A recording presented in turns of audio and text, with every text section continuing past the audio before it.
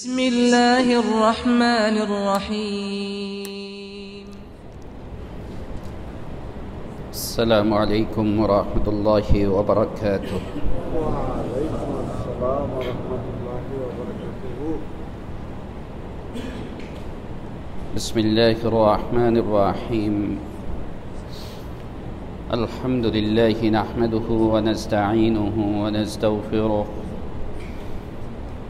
ونؤمن به ونتوكل عليه ونعوذ بالله من شرور أنفسنا ومن سيئات أعمالنا. من يهده الله فلا مضل له ومن يضلله فلا هادي له. ونشهد أن لا إله إلا الله وحده لا شريك له. ونشهد أن سيدنا ونبينا وشفيعنا وحبيبنا ومولانا محمدا عبده ورسوله صلى الله تعالى عليه وعلى آله وأصحابه أجمعين.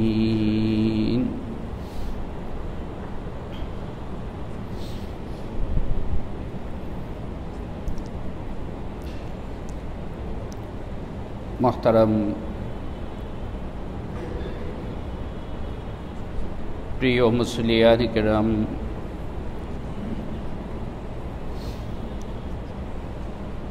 এবং আমার প্রিয় দেশবাসী,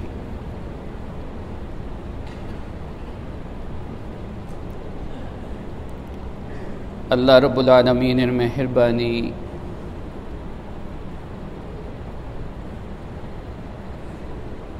এবং তারই অনুগ্রহ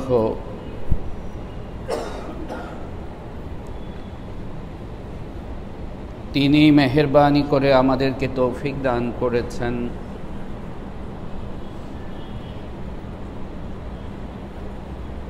জুমার নামাজ আদায় করার জন্য আমরা মসজিদে হাজির হতে পেরেছি। আলহামদুলিল্লাহ।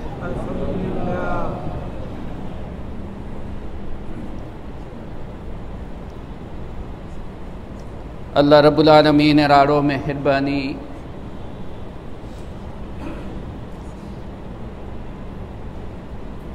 এবং আমরা তারই শুকরিয়া আদায় করি।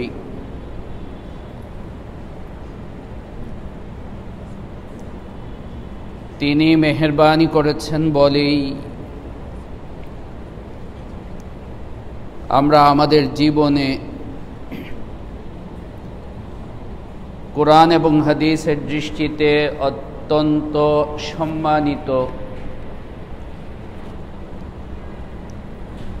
ফজিলত ও মর্যাদা মণ্ডিত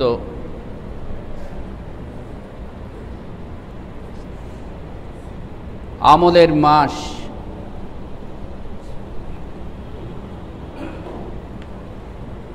আল্লাহ সুবহানাহু ওয়া তাআলার সন্তুষ্টিকে তালাশের মাস মুহররম মাস আমরা আমাদের জীবনে আবার পেয়েছি। আলহামদুলিল্লাহ।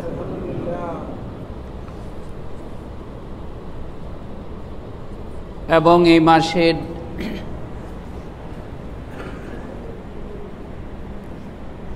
গুরুত্বপূর্ণ যে দিনটি,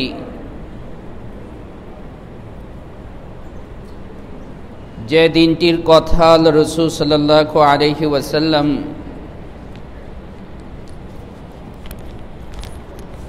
তার হাদিস শরীফের মধ্যে বিশেষভাবে উল্লেখ করেছেন। আল্লাহ সুবহানাহু ওয়া তাআলা যদি মেহেরবানি করেন, তৌফিক দান করেন এবং ফয়সালা করেন,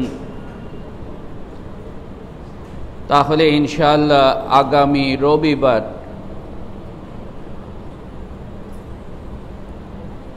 10 তারিখ মুহররমের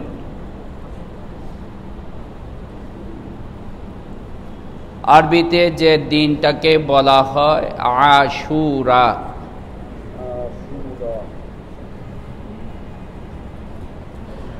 এবং আশুরা শব্দের অর্থ হচ্ছে আরবিতে দশম। 10 নম্বর, আশারুন মানে 10, আর এই আশারুন থেকেই আশুরা মানে হচ্ছে 10ম দিন।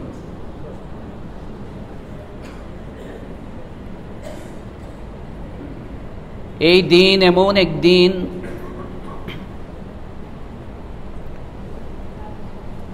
যদিও আমাদের সমাজে কারবালার ময়দানে হযরত ইমাম হুসাইন রাদিয়াল্লাহু তাআলা আনহুর শাহাদাতের ঘটনা ইতিহাসের এক নির্মম অধ্যায়, এক বেদনাদায়ক অধ্যায়।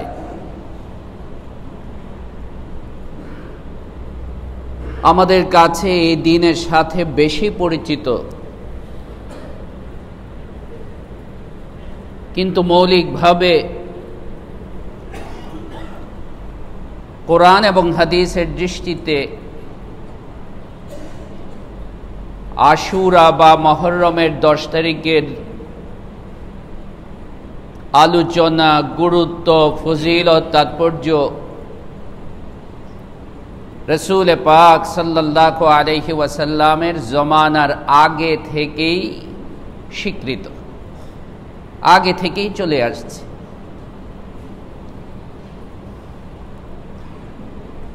এটা আল্লাহ সুবহানাহু ওয়া তাআলার মেহেরবানি এবং ফয়সালা যে সব দিনেই আল্লাহ তাআলা সৃষ্টি করেছেন, সব সময়েই আল্লাহ সুবহানাহু ওয়া তাআলা সৃষ্টি করেছেন। কিন্তু আল্লাহ সুবহানাহু ওয়া তাআলার মেহেরবানি, তার ইচ্ছা যে কিছু সময়কে, কিছু দিনকে, কিছু মাসকে তিনি অন্য সময় এবং দিনের উপরে ফজিলত দিয়েছেন, ফজিলত প্রকাশ করেছেন।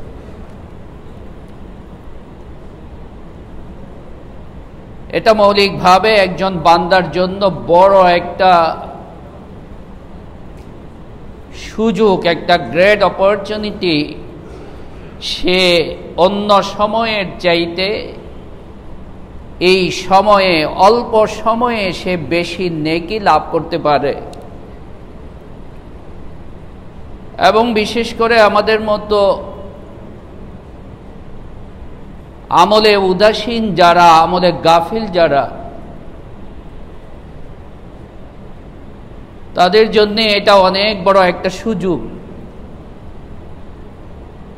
যে আমাদের সারা বছর তো আর একরকম যায় না,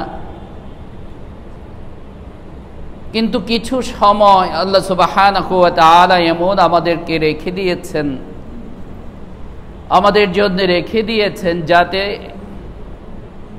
এই সময়টাতে আমরা স্পেশালি কিছু অতিরিক্ত ইবাদত করে আল্লাহ সুবহানাহু ওয়া তাআলার বেশি সন্তুষ্টি, তার বেশি নৈকট্য, বেশি নেকি, বেশি সওয়াব এবং ফজিলত আমরা হাসিল করতে পারি। এটা মৌলিকভাবে আমাদের উপর, বান্দাদের উপর আল্লাহ সুবহানাহু ওয়া তাআলার বিশেষ মেহেরবানি এবং তার পক্ষ থেকে এটা বিশেষ একটা সুযোগ।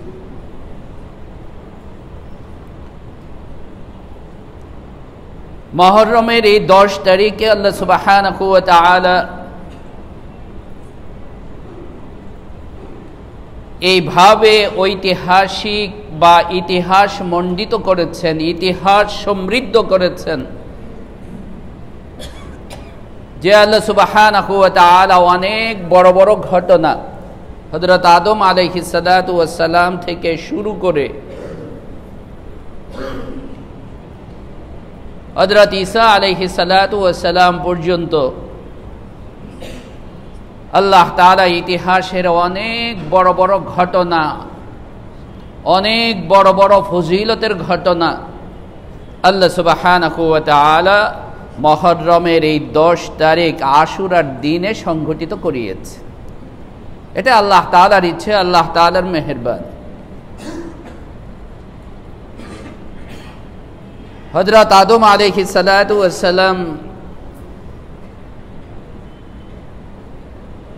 তার বাহ্যিক এবং আপাত দৃষ্টিতে একটা ত্রুটির কারণে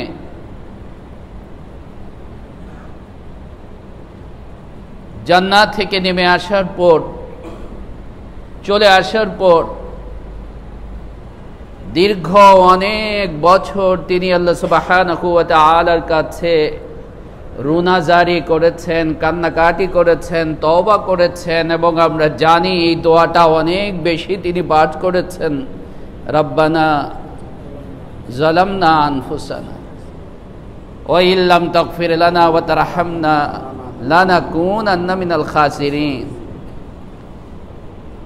এটা মৌলিকভাবে আদম আলাইহিস সালাতু ওয়াস সালামের মাধ্যমে আল্লাহ সুবহানাহু ওয়া তাআলা আমাদেরকে শিক্ষা দিয়েছেন, বনু আদমকে শিক্ষা দিয়েছেন, অনাগত আদমের বংশধরকে শিক্ষা দিয়েছেন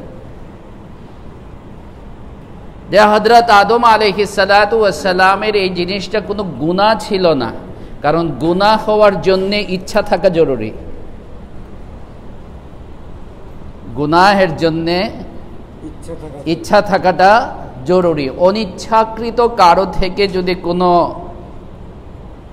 অপরাধ প্রকাশ পেয়ে যায়, অসাবধানতাবশত অনিচ্ছাকৃত হয়ে গেছে, সফরে ক্লান্ত শ্রান্ত, বুঝতে পারে নাই, 3টার সময় একটু চোখটা লাগলো আর উঠে দেখে 6টা বেজে গেছে,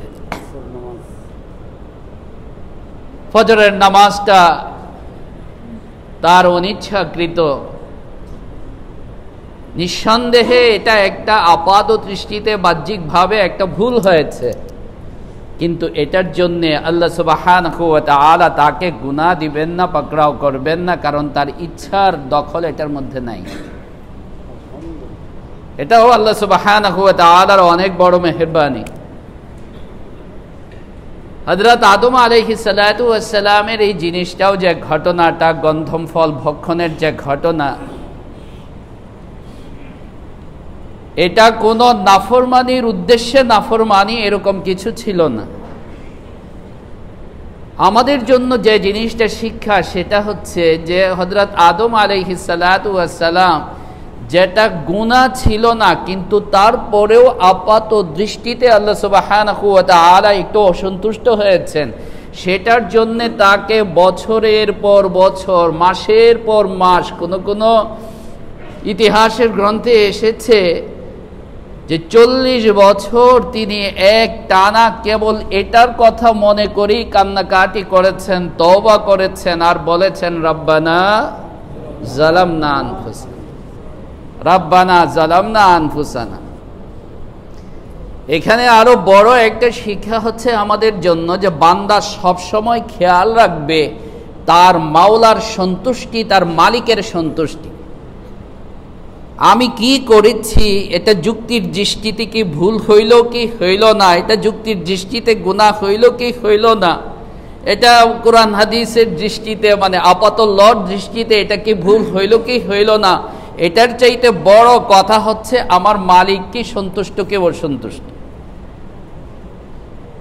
আমার মালিক যদি সন্তুষ্ট থাকেন তাহলে ভুল হলেও আমি সফল, আর আমার মালিক যদি সন্তুষ্ট না থাকেন তাহলে ভালো করেও আমি ব্যর্থ। তাই হযরত আদম আলাইহিস সালাতু ওয়াস সালাম শিখায় দিলেন আমাদেরকে, রব্বানা যালামনা আনফুসানা। ও বিচারটা আমার নিজের উপরে হয়েছে, কারণ আপনি অসন্তুষ্ট হয়েছে। ওয়া ইল্লাম তাগফির লানা ওয়া তারহামনা লানাকুনান্না মিনাল খাসিরিন। আর আপনি যদি সন্তুষ্ট না থাকেন, আপনার কি যায় আসে যায়?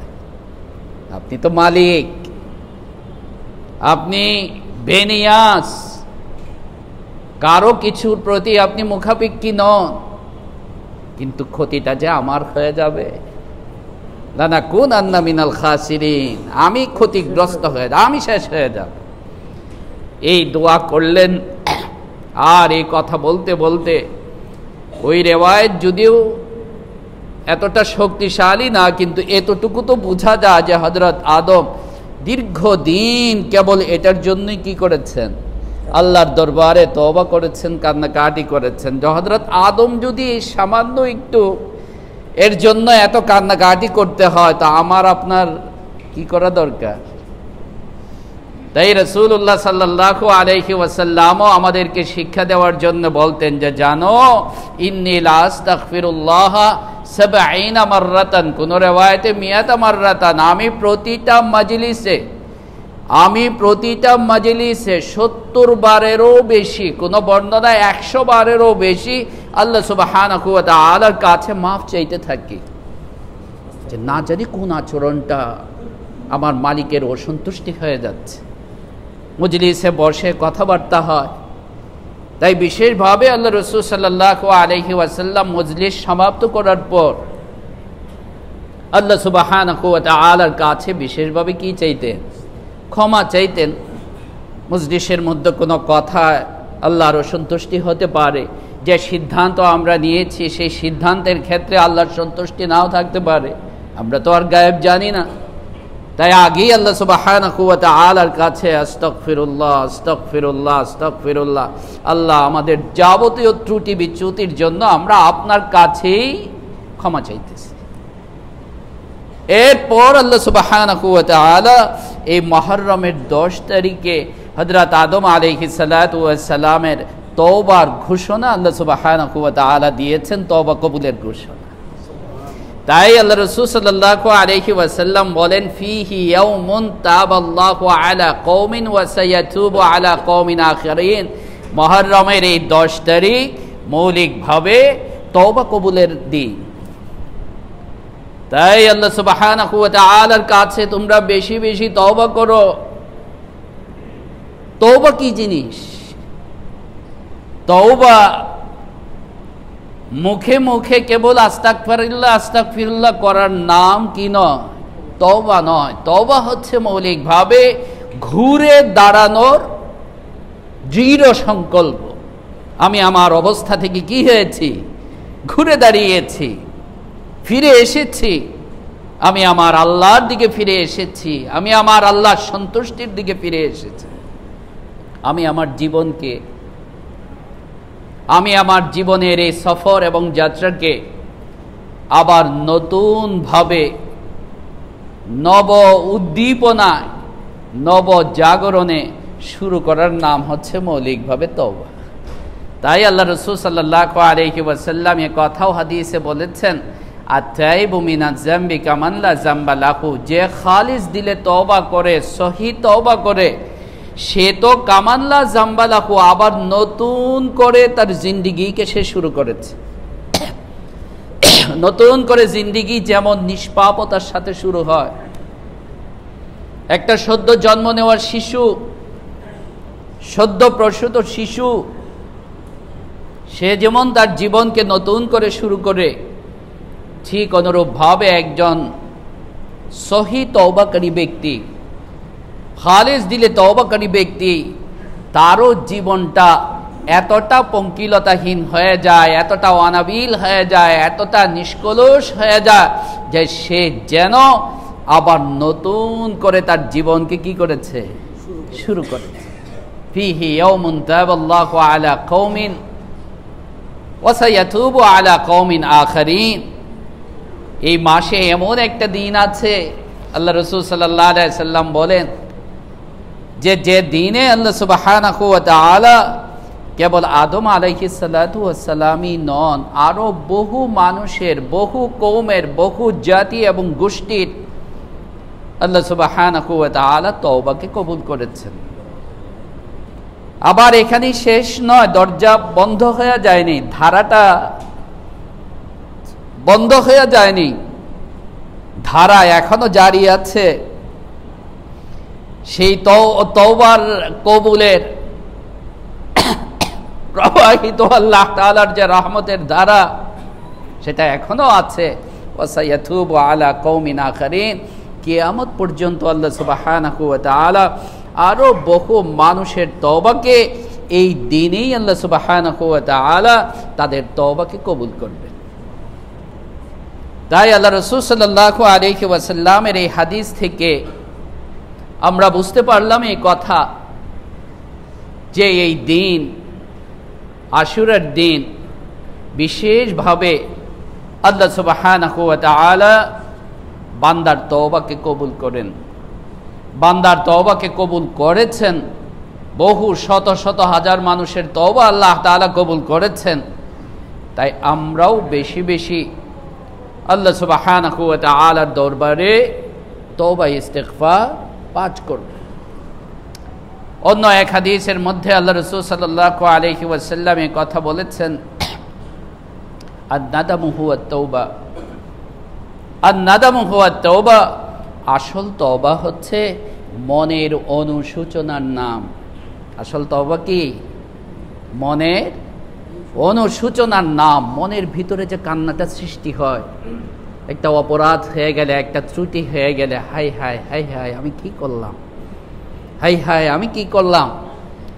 এই যে মনের ভিতরে তার একটা তড়প, তার একটা অস্থিরতা, মনের ভিতরে তার একটা অনুশোচনা, মনের ভিতরে তার একটা কান্নাকাটি, এই ভাবটা যখন সত্যিকারে একজন বান্দার ভিতরে আসে, তখন সে সত্যিকারের তওবাকারী হয়।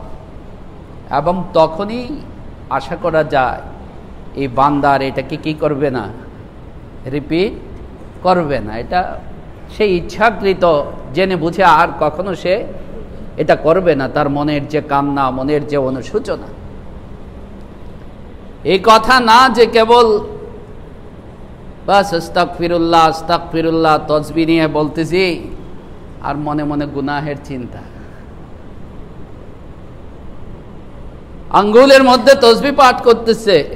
হযরত আশরাফ আলী থানভী রাহমাতুল্লাহি আলাইহি এক বেটার গল্প লিখছেন, প্রতিদিন ফজরের নামাজের পরে যাই নামাজের মধ্যে তসবিহ নিয়ে বসে থাকে, ইশরাক না পড়ে কখনো বের হয় না। সবাই জানে, সবাই বাহ বাহ কত আমলদার মানুষ, হাজী সাহেব না বুজুর্গ মানুষ। এই সময় তার সঙ্গে বিভিন্ন লোক দেখা করতে আসে, এই সময়টাতে অফিসিয়াল লোকের। তো সে তাদের সঙ্গে তেমন কোনো কথাবার্তা বলে না, কেবল আঙ্গুল দিয়ে ইশারা করে দেয়। তো কি যেন তারা ওই জায়নামাজের নিচে রেখে চলে যায়। এরপরে সে যখন যায় এগুলি নিয়ে আসে যায়। পরে তদন্ত করে বের হইল ওর যে অফিসিয়াল যত লেনদেন আছে, ঘুষ, এগুলি জায়নামাজের নিচে, জায়নামাজে বসে, মসজিদের মধ্যে বসে, এগুলির কি হয়? কত বড় ধৃষ্টতা এবং ভণ্ডামি।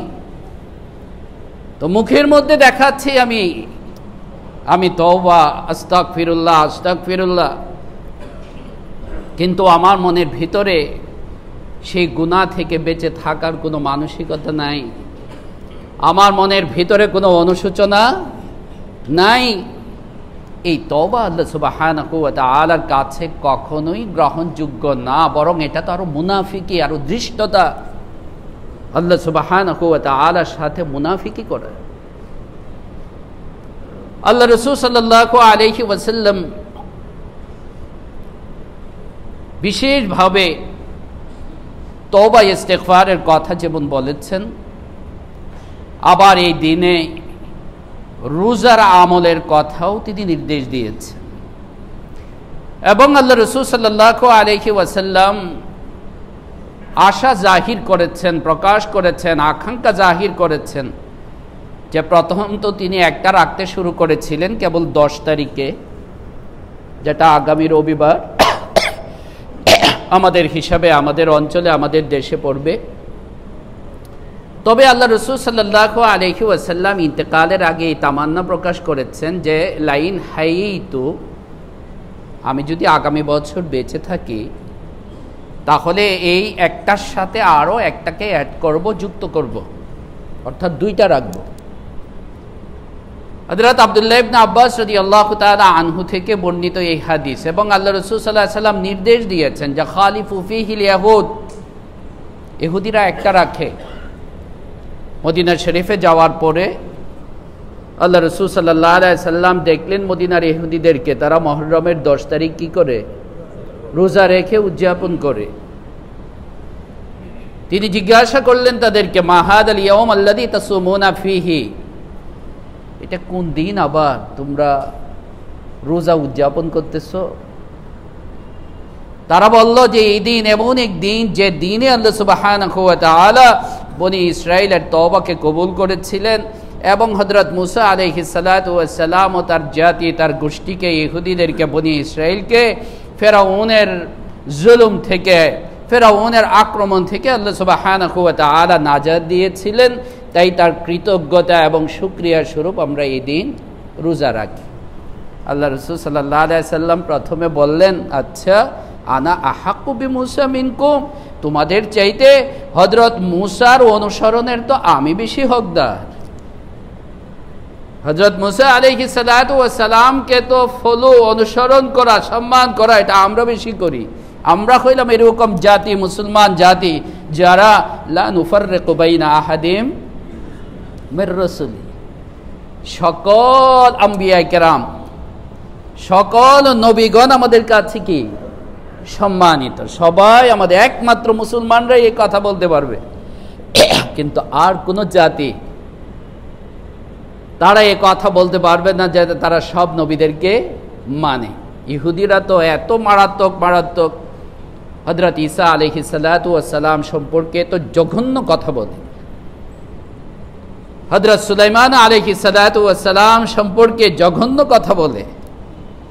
কিন্তু আমরা লা নুফাররিকু বাইনা আহাদিম মির রাসূলি, আমরা ঈসাকেও মানি, আমরা মুসাকেও মানি, আমরা সুলাইমানকেও মানি, আমরা দাউদকেও মানি।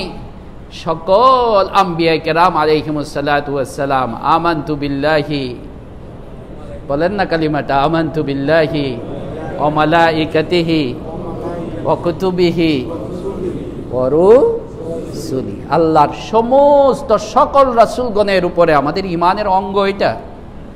সমস্ত রাসূলগণের উপরে আমরা কি এনেছি? ঈমান এনেছি। লা নুফাররিকু বাইনা আহাদিম মির রাসূলি, সম্মান ও মর্যাদার দিক থেকে আমরা কারো মধ্যে কোনো তারতম্য করি না।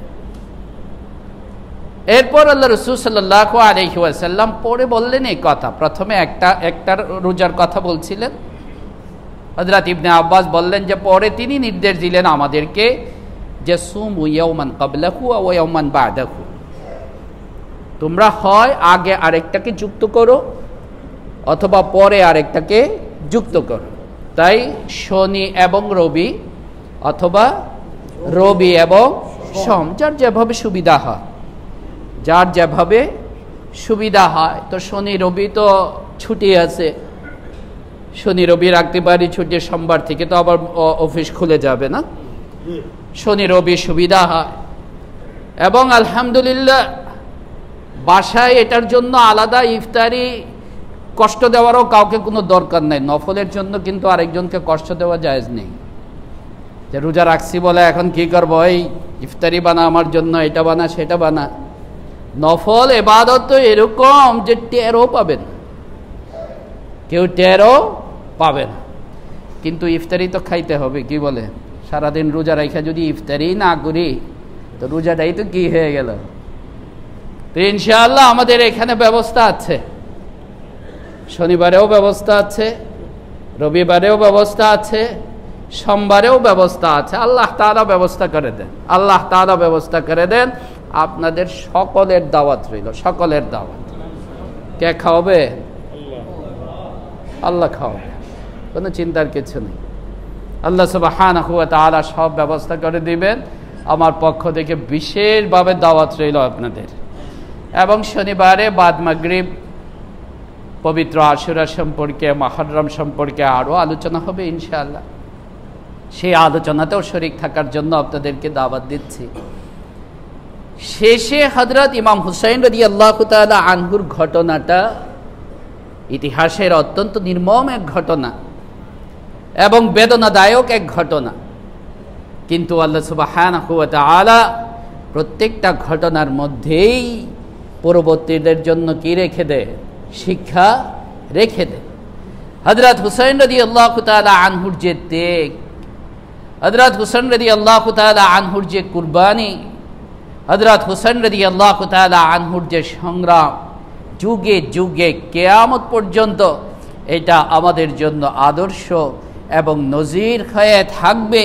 আল্লাহ রাসূল সাল্লাল্লাহু আলাইহি ওয়াসাল্লাম বলেছেন, লা ইয়ামনাআন্না আহাদাম মিনকুম হাইবাতুন নাস, কোন জালেমের রক্তচক্ষু যেন তোমাদেরকে কখনো হক বলা থেকে, ন্যায় বলা থেকে, সত্য বলা থেকে তোমাদেরকে যেন বিরত না রাখে, তোমাদেরকে যেন বিরত না। বলতে হবে, একজন না একজন বলতে হবে, বলে যেতে হবে। এটা এই উম্মতের বড় একটা বৈশিষ্ট্য। এই উম্মতের সবাই কখনো, এটা আল্লাহ রাসূল বলে গেছেন, এই উম্মতের সবাই কখনো এরকম কিয়ামতের আগ পর্যন্ত এরকম অবস্থা কখনো হবে না যে অন্যায় হবে আর কেউ বলবে না, চুপ থাকবে, এরকম হবে না। একটা না একটা গ্রুপ থাকবেই। লা তাজালু তাইফাতুম মিন উম্মতি জাহিরিনা আলাল হাক্কি, যারা হকের কথা, যারা ন্যায়ের কথা, যারা ইনসাফের কথা, যারা ভালো কথা, তারা বলতেই থাকবেন, বলতেই থাকবেন, হাত্তা ইয়াকুমা আমরুল্লাহ, আল্লাহর নির্দেশ কিয়ামত আসা পর্যন্ত। আর যেদিন এই বলনেওয়ালা থাকবে না, যেদিন এই বলনেওয়ালা থাকবে না, আল্লাহ সুবহানাহু ওয়া তাআলা সেদিনই এই পৃথিবীর টিকে থাকাকে শেষ করে দিবেন, এই পৃথিবীকে আল্লাহ তাআলা ধ্বংস করে দিবেন। তাই কিয়ামত হয়ে যাবে। তাই পৃথিবীর টিকে থাকাটা নির্ভর করে এমন একটা দল থাকার উপরে উলামায়ে কেরামের, যারা বলতে থাকবেন, একজন না একজন থাকবেই, একজন না একজন থাকবেই। কখনো সবাই অন্যায়ের পক্ষে হয়ে যাবে, এটা এই উম্মতের কখনো হবে না। লা তাসতামিউ উম্মতি আলা দালালা, আল্লাহ রাসূলের হাদিস, লা তাসতামিউ উম্মতি আলা দালালা, কিয়ামত পর্যন্ত আমার উম্মতের সবাই গুমরাহির উপরে, বিচ্যুতির উপরে, অসত্যের উপরে সবাই একজুট হবে, এটা কখনো হবে না। তাই হযরত হুসাইন রাদিয়াল্লাহু তাআলা আনহু দেখায় দিলেন, তিনি তো ইচ্ছা করলে কত সুখের জীবন তিনি যাপন করতে পারতেন, কত মহব্বতের মানুষ ছিলেন মানুষ, এবং অনেকে তাকে নিষেধও করেছেন, কারণ ইয়াজিদের জুলুমের কথা সবার জানা ছিল। হযরত হুসাইন রাদিয়াল্লাহু আনহু আপাত দৃষ্টিতে নিজেকে একটা ধ্বংসের দিকে নিয়ে যাচ্ছেন, আপাত দৃষ্টিতে, এটা সবাই বুঝতে পারতেছিলেন। কিন্তু আল্লাহ সুবহানাহু ওয়া তাআলা নবীর কুলে লালিত হওয়া হযরত হুসাইন রাদিয়াল্লাহু তাআলা আনহুকে দাঁড় করায় দিলেন এবং তিনি অগ্রসর হলেন। আর এ কথা বললেন তিনি যে, দেখো, বাহ্যিক জয় পরাজয় এটা আসল জয় পরাজয় নয়। আসল জয় পরাজয় হচ্ছে তুমি ইনসাফের উপরে আছো কিনা। আসল সফলতা অসফলতা হচ্ছে তুমি সত্যের উপরে আছো কিনা। তুমি যদি সত্যের উপরে থাকো, আমি যদি সত্যের উপরে থাকি, তাহলে আমি সব সময়ই বিজয়ী, আমি চির বিজয়ী। আর যদি আমি অসত্যের উপরে থাকি, বাহ্যিকভাবে আমার জয় হইলেও আমি কি নই, বিজয়ী নই। এটাই আল্লাহ সুবহানাহু ওয়া তাআলা হযরত হুসাইন রাদিয়াল্লাহু তাআলা আনহুর মাধ্যমে আমাদেরকে দেখায় দিলেন যে, দেখো ত্যাগ কি জিনিস, সবর কি জিনিস, এবং অন্যায়ের বিরুদ্ধে সংগ্রাম কি জিনিস।